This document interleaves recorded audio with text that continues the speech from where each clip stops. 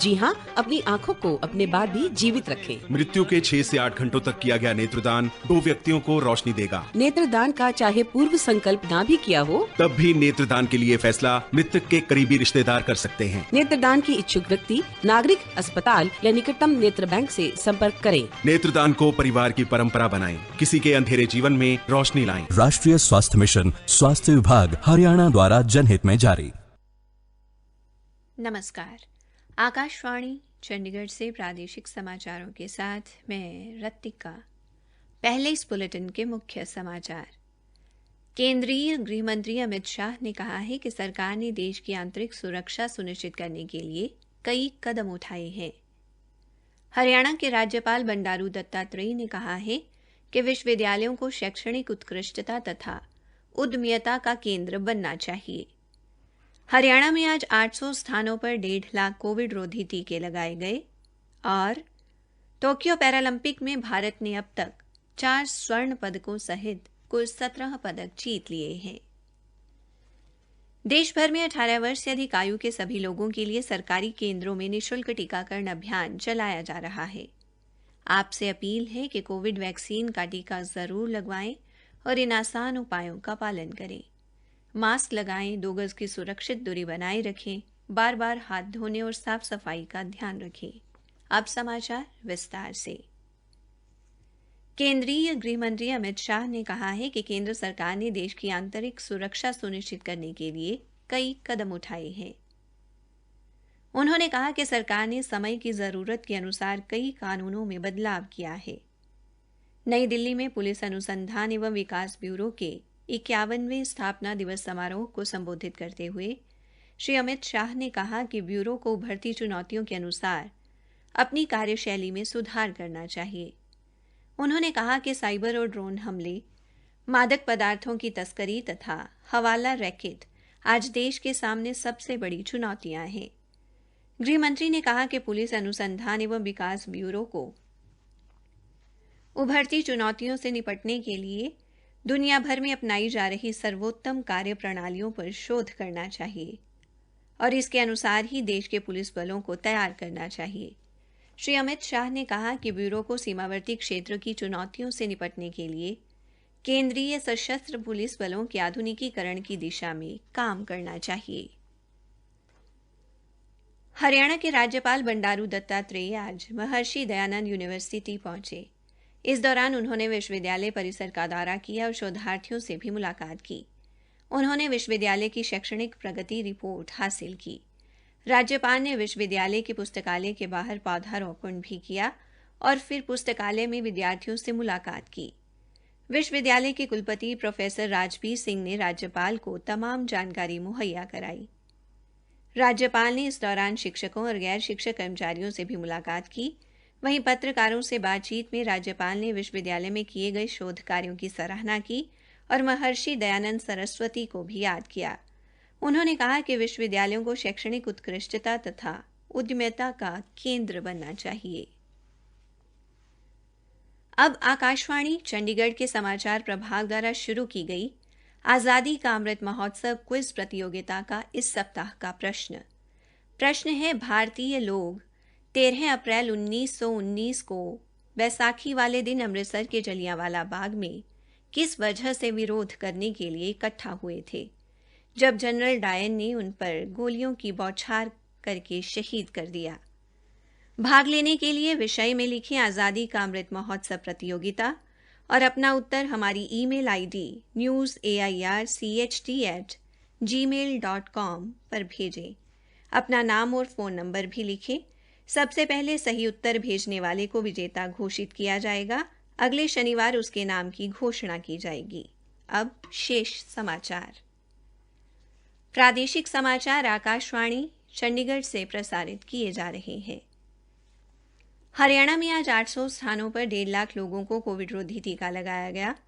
प्रदेश में अब तक लगभग 1,69,50,000 नागरिकों का टीकाकरण किया गया है।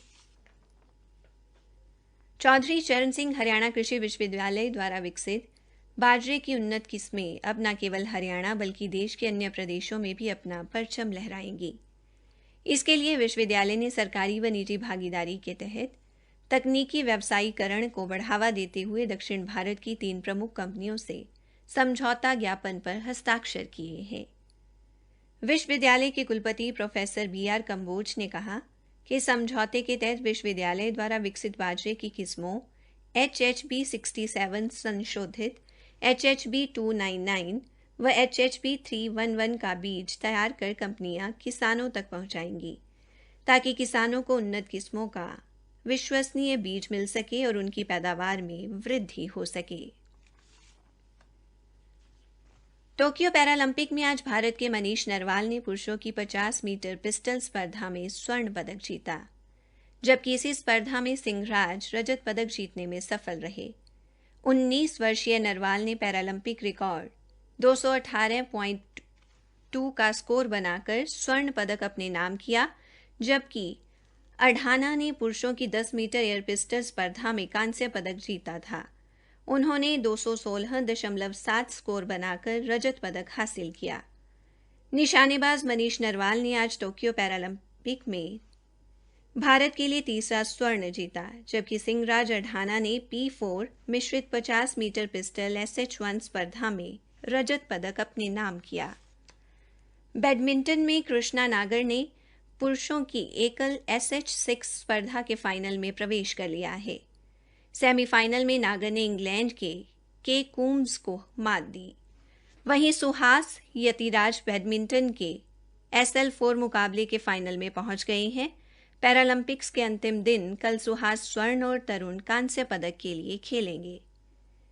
टोक्यो पैरालंपिक ने भारत ने अब तक कुल 17 पदक जीते हैं, जिनमें 4 स्वर्ण, 7 रजत और 6 कांस्य पदक शामिल हैं। राष्ट्रपति रामनाथ कोविंद और उपराष्ट्रपति एम वेंकैया नायडू ने टोक्यो पैरालंपिक में स्वर्ण पदक जीतने पर मनीष नरवाल और रजत पदक हासिल करने पर सिंहराज को बधाई दी है। भारतीय बैडमिंटन खिलाड़ी प्रमोद भगत ने पुरुषों की एकल SL3 स्पर्धा में स्वर्ण पदक हासिल किया है। इस स्पर्धा में मनोज सरकार ने कांस्य पदक अपने नाम किया है। हरियाणा के परिवहन एवं खनन मंत्री मूलचंद शर्मा ने आज टोक्यो पैरालंपिक की मिश्रित 50 मीटर पिस्टल स्पर्धा में स्वर्ण जीतने वाले खिलाड़ी मनीष नरवाल के घर जाकर उनके माता-पिता को बधाई दी। परिवहन मंत्री ने ट्वीट कर निशानेबाज मनीष नरवाल व रजत पदक विजेता सिंहराज को बधाई दी है। उन्होंने कहा कि यह बल्लभगढ़ के लिए बड़े गर्व की बात है कि एक ही स्पर्धा में स्वर्ण और रजत पदक जीतने वाले दोनों खिलाड़ी उन्हीं के विधानसभा क्षेत्र से हैं। हरियाणा के मुख्यमंत्री मनोहर लाल ने शिक्षक दिवस की पूर्व संध्या पर सभी शिक्षकों को हार्दिक बधाई देते हुए कहा कि गुरु शिष्य परंपरा भारत की संस्कृति का एक अहम और पवित्र हिस्सा है। एक शिक्षक ही सभ्य समाज का निर्माण करता है।